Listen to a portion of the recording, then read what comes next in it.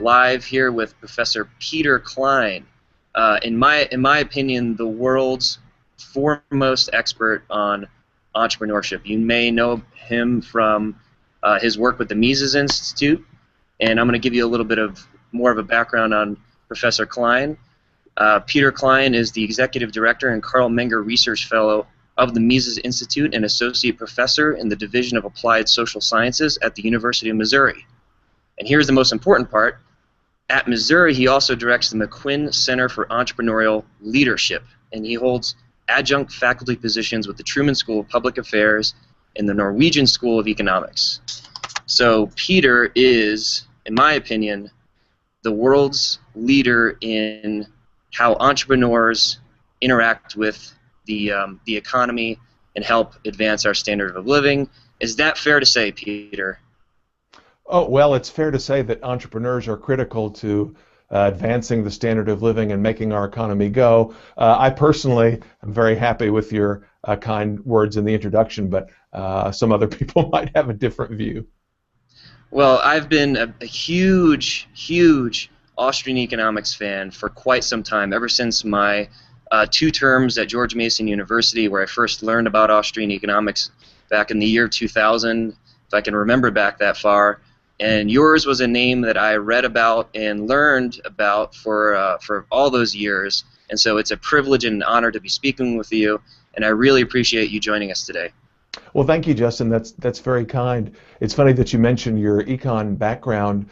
Most people don't really get all that jazzed about their economics courses. They're often pretty dull, dry, technical, quantitative. One of the great things about the Austrian school, and you probably had the same impression when you were a student, is that it's really the only sort of major school of thought in economics that takes the entrepreneur seriously. It places the entrepreneur at the front and center of its analysis of how an economy works, what markets are for, how resources are allocated. The entrepreneur is really the hero of the Austrian story. Well, I love the fact that you set me up for a question that I have later on for you. That was pretty much exactly what I was going to ask you later on. So we'll get into that in a minute. But before we get into that, I want to tell the Liberty on the Rocks members and fans out there why we're interviewing you right now. And the reason that is that we have this amazing event Liberty on the Rocks is putting on this coming up weekend, May 2nd, 3rd, and 4th. It's called Liberty Lab. And what we're doing is we're grabbing all the aspiring entrepreneurs around the Denver metro area, and even those across the world that can join us remotely to learn about the role of the entrepreneur and to become entrepreneurs in their lifetime. And I think with your help on Friday night, you're going to be joining us remotely. You're going to be talking about some of your research about the role of the entrepreneur in an economy. I think your talk to them Friday night, May 2nd at 6:30 Mountain Standard Time will give them sort of a pep rally, a pep talk on why what they're doing is going to be so important to society at large. So I just want to intro that. The reason we're doing this interview is kind of a teaser for that Friday night, May 2nd at 6:30 Mountain Standard Time, when you're going to be joining us to talk about the role of the entrepreneur and to fire up the crowd here in Denver. When you were studying economics and you got into the profession, into academia, when did you first start focusing on entrepreneurship, and what was it about the role of the entrepreneur and entrepreneurship that grabbed you so intensely? That's a great question. I started out trained in microeconomics, applied microeconomics, business organization. I wrote my dissertation on changes in the corporation over the last several decades, and I really didn't start out looking to study the entrepreneur or to study innovation or venture funding per se. I was really interested in more general questions of what business does, how firms are organized, mergers and acquisitions, changes in company structure, the growth of firms, etc. And I realized pretty quickly that a lot of the kind of dominant mainstream explanations for those kinds of things were pretty dull and seemed to be lacking something. They had a big gaping hole because they assumed that resources just sort of magically put themselves together into firms, that firms automatically generate profits just by being there and that sort of thing. And so, well, that doesn't make any sense. There have to be people, there have to be creative individuals who create firms, who expand firms, who reconfigure firms, and do all these other things. And that's how I discovered the role of the entrepreneur. And of course, as we mentioned before, the Austrian school talks a lot about the role of entrepreneurs in the economy. And I realized that I really needed to study and learn the great Austrian writers from Mises and Hayek and Rothbard and so forth to understand better what the entrepreneur does and why the entrepreneur is so important. So once you got once you understood that there was something more going on than the standard model suggests, and you thought to yourself, well, it must be this thing called entrepreneurship. Where did you go once that thought dawned on you? How did you take advantage of that thought, and how did that guide your research to today? Right. Well, as some of your listeners know, there is an academic field of entrepreneurship that's been pretty strong for the last few decades, mostly in business schools, but also in other parts of the university and elsewhere. A lot of practitioner work on entrepreneurship that you can find in Harvard Business Review and sort of the other standard places. But a lot of that literature views entrepreneurship fairly narrowly. It's exclusively the domain of startups and self-employment. And I think startups and self-employment are extremely important. You know, that's why one of the reasons I'm excited to talk to your group. But entrepreneurship is really something much broader than that. Entrepreneurship is the act of, controlling and deploying and combining and recombining resources in a modern, complicated economy to produce stuff that people want in an attempt to make a profit and to avoid a loss.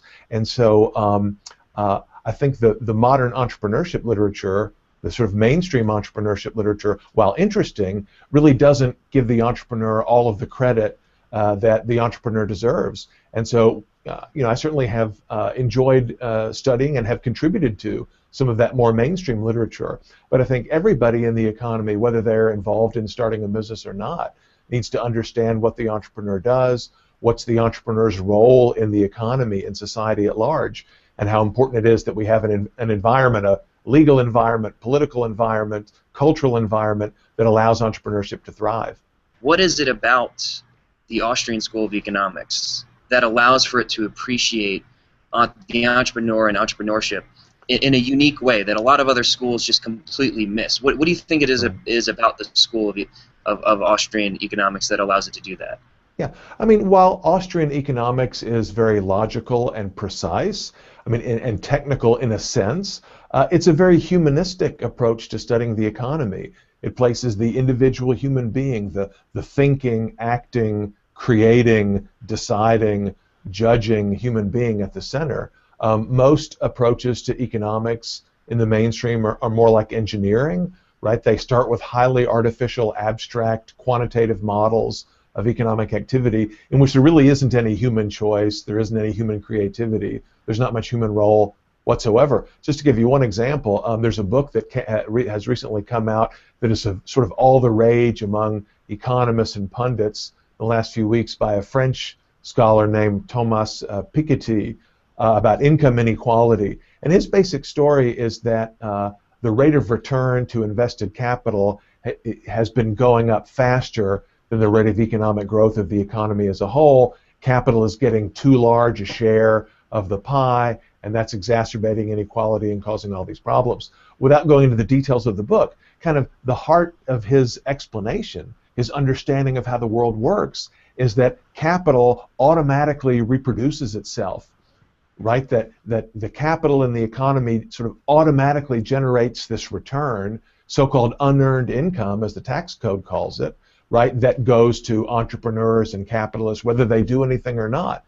It's like the economy is a big machine that kind of runs itself, and some of us are fortunate to get some of the outputs that come from that machine, but we're not actually responsible for running it or setting it up or creating it or maintaining it. And I think that's completely the wrong way to think about an economy, as I'm sure your listeners will agree. Economic growth, profitability, products, services, they don't just magically come into existence. They have to be created by us. And really the Austrians are the only ones that have that kind of aspect of human creativity at the center of their explanation for how economies work. The Austrians, unlike every other school I had learned about prior, focused on the market as a process. It focused on disequilibrium, not equilibrium. And so those fundamental points of a constant moving dynamic process is, to me, more reflective of reality than this static equilibrium state that every other school focuses on with these ridiculous graphs and these stupid equations that hardly reflect reality. And so Right. you are speaking my language when you talk about the economy in that respect. Yeah, I mean, a lot of contemporary economists, they have this kind of engineering view of the world, and they might sort of they might concede, if you really push them, that there is a little bit of uncertainty about the future. It's not exactly, there is an opportunity for novelty and so on, but those things are kind of tacked on at the very end. Maybe they're in the last chapter of the textbook that the professor covers, at the end if there's room left in the semester. For the Austrians, you start with that. You start with uncertainty, you start with novelty, you start with creativity, and everything follows from that. That's sort of the key, as any business person knows, right? That you have a vision for what the future might look like. You have actions that you take now to try to bring that future about, but it's not going to happen. It's not easy, it's not automatic. Hopefully you're confident in your vision of the future and your ability to bring that about, but you recognize that things may not turn out the way you expect. You may do some experimentation, you may make some incremental moves and sort of try to learn from your experience, but none of that is really central to neoclassical mainstream economics, but it is central to the Austrian approach. Was there a book or a journal article that greatly influenced your view of entrepreneurship that you would suggest people, our Liberty on the Rocks crowd, should look into before the big event May 2nd, 3rd, and 4th? Yeah, that is a really great question. There's not really one specific book or article that I can point to. There are a lot of things that are good. Basic Austrian writings, of course. Mises has a great short essay from the 1950s called Profit and Loss that you can find free online at Mises.org that I would highly recommend. There are lots of longer works by Mises and Rothbard. Israel Kirzner is a very well-known contemporary entrepreneurship scholar who has written about these things from an Austrian perspective. I participate in a group blog called Organizations and Markets, where we write a lot about entrepreneurship, among other things. You can look at the sidebar there and click on entrepreneurship as a tag and get a lot of sort of short posts that will help people to get up to speed on what's going on. I have a couple of interviews that I've done recently that you can find with a little quick Googling on what entrepreneurship is that are sort of short and easy to read. But I think Mises' Profit and Loss would be a good place to start. Yeah, I agree with that one. I was, if I may suggest something, I think Kirzner, and this could be taboo to say this, but I think Kirzner does, for me, what I need to hear in order to appreciate the entrepreneur. So I think Israel Kirzner would be a great place to start for people. Before we wrap it up, I wanted to ask you one final question. Briefly describe how entrepreneurs help shape an economy and help our standard of living. To put it differently, why should we care about entrepreneurs? And I don't want you to give away the whole horse and cart right now because we're going to be having you May 2nd at 6:30 Mountain Standard Time here in our Denver Liberty Lab. But if you can just briefly go over why should we care about entrepreneurship here in 2014, that would be fantastic. Right. Sure. Well, all of the great things that we see around us, goods and services, new products, existing products, infrastructure, all of the things that we take for granted that make for a healthy and happy and productive life. I mean, all of those are the result of somebody's vision, somebody's experiment, somebody's willingness to take a chance, to take some inputs and try to mix them together and get some output, to add their labor and so on. Now, of course, the innovations and products and activities that we see around us that have sort of persisted, that we widely consume, those are the successful ones. But we sometimes forget, there are lots of unsuccessful ones that we have now forgotten about. And it's only because of the heroic efforts of those entrepreneurs, both those who succeeded and those who tried but weren't successful, that we have all of this stuff. And I think the most important thing that one of the most important things we can teach in school is that, even to people who are not sort of interested in playing that role themselves directly, that without other people doing that, without the movers and shakers, without the builders and the dreamers and so on, we wouldn't have the things that we have today. Therefore, it's critically important that we not put obstacles in their way, like regulations and parts of the tax code and the legal system that make it harder for people to try to do new things, to try to succeed or not to succeed. Bailing out those who are not successful, putting barriers in the path of those who want to be successful. Those are things, government policies and other kinds of actions that make it harder for entrepreneurs to do what they do. So now, just as in all times in human history, it's vital that we let that entrepreneurial spark kind of come out, and we need to allow for an environment where people can do that.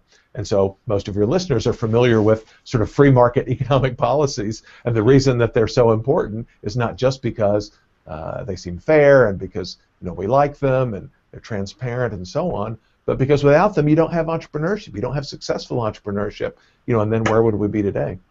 Great way to sum it up, and like Mises said, the central tenet of economics and of praxeology itself is human action, of course, and what better way for humans to act than to become entrepreneurs and help create wealth in our society. So I really appreciate you joining us today, Professor Klein. It has been an honor and a privilege to speak to you, and we very much look forward to having you beamed in through satellites on Friday, May 2nd, 6:30 Mountain Standard Time here in Denver at our Liberty Lab event. I'm so excited about that. So again, I appreciate you coming on. Thanks a lot for your time. Oh, it's my pleasure, Justin. Thanks so much for having me, and I look forward to talking to you and your attendees again next week.